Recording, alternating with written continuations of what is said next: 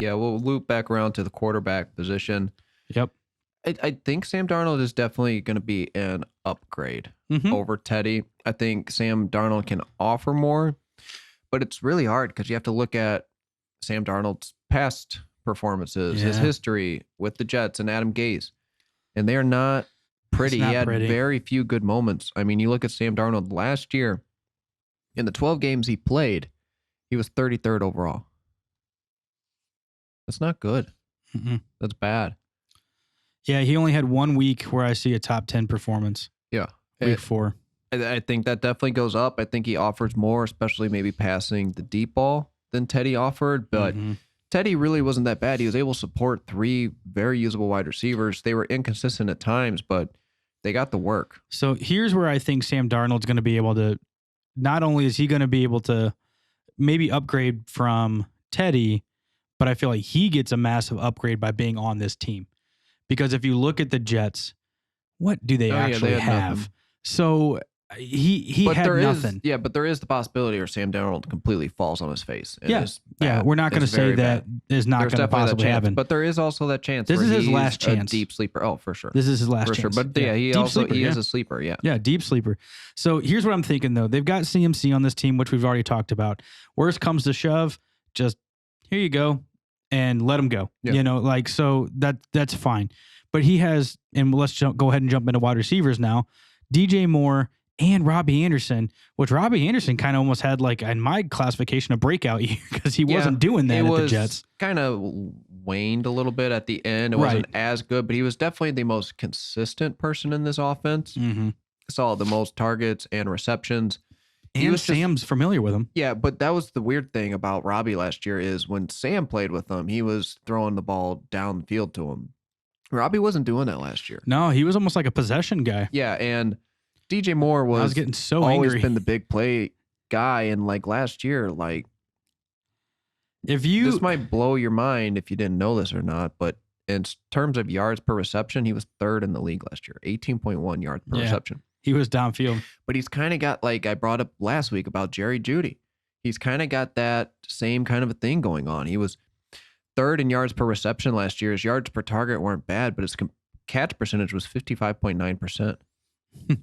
That's bad. You know what I just realized? I was looking at this wrong earlier. That was worst on this team, and that ranked in the league 185th catch percentage. Yeah, that's unfortunate. I'll have to... Yeah. Anyways, so I had DJ Moore in redraft last year, and I remember I traded for him this offseason in Dynasty. Yeah, well, that's fine. I was very frustrated. Oh yeah, it was. I was very, very, very inconsistent. frustrated. But if you did start him every week, I think it ended up leveling itself out. Where it worked out, if you started him every week. Yeah, where it worked out for me is he was the 3rd wide receiver on my team. Yeah, so I remember that it was always a flex conversation. Yeah, I was always like, do I start him? And every time I chose to start him, he did not play well. But you were also like debating between like Josh Jacobs and guys like that. Yeah, I had a beast team last year in redraft. Didn't matter. It didn't matter. I still finished 2nd, I think. But anyways, yeah, I was just very frustrated because I always felt like I picked the wrong week to play him. Yep. Because he was so inconsistent. He was either, top 15 or he was top 50. Yeah, he saw 118 targets, had 66 receptions. He led the team in yardage and I believe, as far as just the receivers go, I believe receiving touchdowns. Yeah.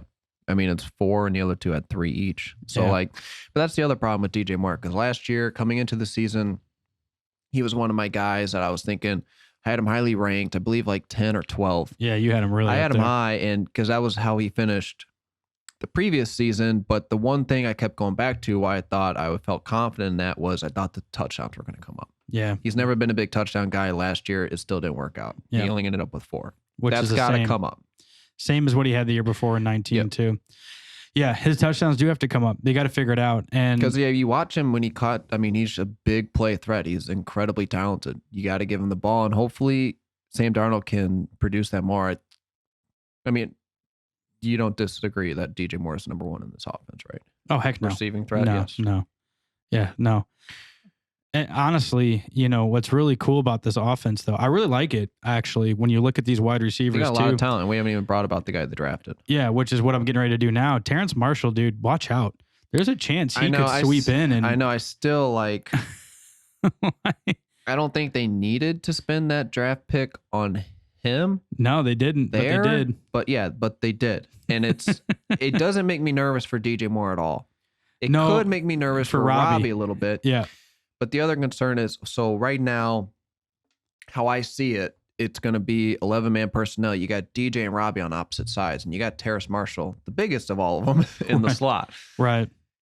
Do you think that's how they'll do it, or do you think they'll keep him? Especially rookie season, getting him into the NFL, I think that'd be the best move for them.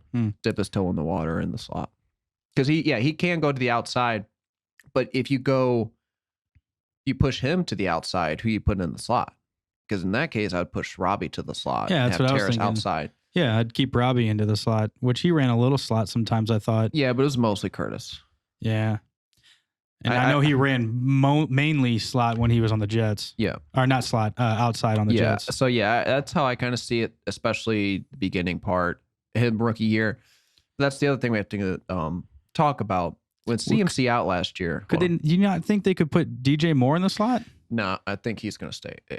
Because he's the smallest out of all of them. He is. But he actually weighs the most. Out of all of them. Yeah, he's 215. Does he weigh more than... Yeah, he's a stout guy. Dude. He's not tall. Robbie's 190. Yeah, but Terrace Marshall, I thought was like 225. He might be. I got him up here. He's 200. What? He's only 200. So he's kind of like Robbie. He's tall guy, not big guy. Yeah, he's 6'3", 200. Robbie's 6'3", 190. And DJ's 5'11", 215. Yeah, because that's why I always have to tell people, like, when we're playing basketball, like, I'm tall guy, not big guy. Yeah. Like, there's a difference. Yeah. Yeah. Sorry, go with your point, though. So you missed CMC last year. Yeah. Mike Davis did a good job in that role. Yep. Mike Davis, but he did see a lot of receiving where he saw 70 targets. Mm-hmm. You look at CMC's average, though, that's about half the targets CMC would see in a year. Yep. So you got to add those. They have the vacated targets of Curtis Samuel. He saw, I believe, 97 targets.